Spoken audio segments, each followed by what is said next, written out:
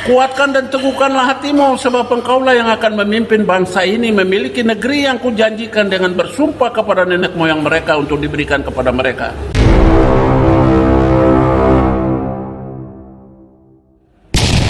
Yang bisa jadi calon gubernur Papua Selatan itu adalah anak-anak pribumi, para ahli waris dari 6 suku yang punya tanah ulayat.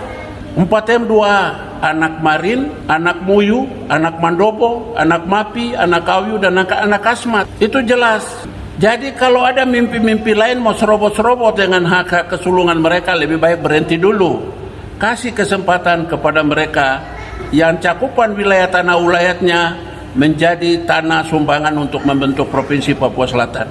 Yang tidak sumbang tanah itu lebih baik berhenti. Itu saja yang saya kasih tahu dengan tegas, supaya ke depan jangan orang yang bukan asal-usulnya dari sini mau serobot-serobot lalu serempet orang-orang asli untuk ganti panggung supaya jadi putra mahkota di negeri ini. Tidak ada, Tuhan tidak pernah melahirkan hal-hal begitu.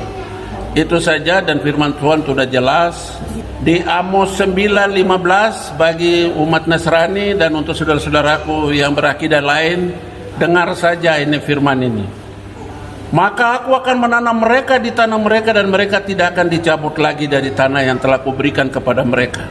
Tidak ada yang bisa mengamandemen firman Tuhan, mengamandemen Amos 9:15. Ya.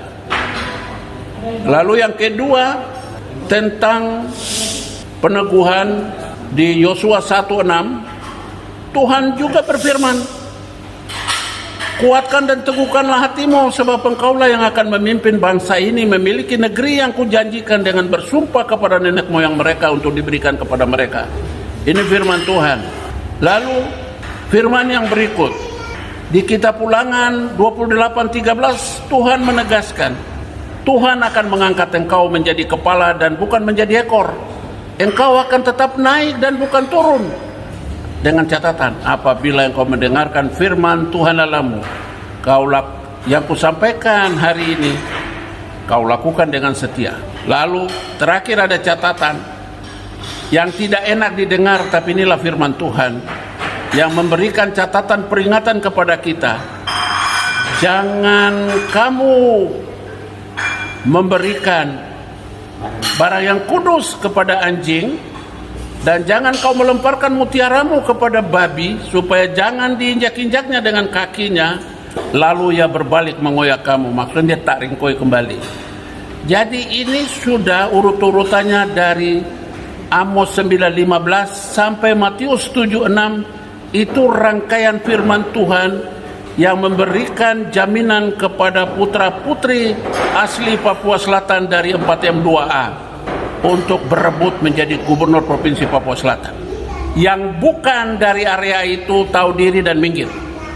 Dan untuk catatan kepada kepala-kepala suku atau lema-lema yang kasih rekomendasi, Tuhan tidak menyuruh kau untuk menjual itu. Di firman Matius 7:6 itu sudah memberikan peringatan tegas.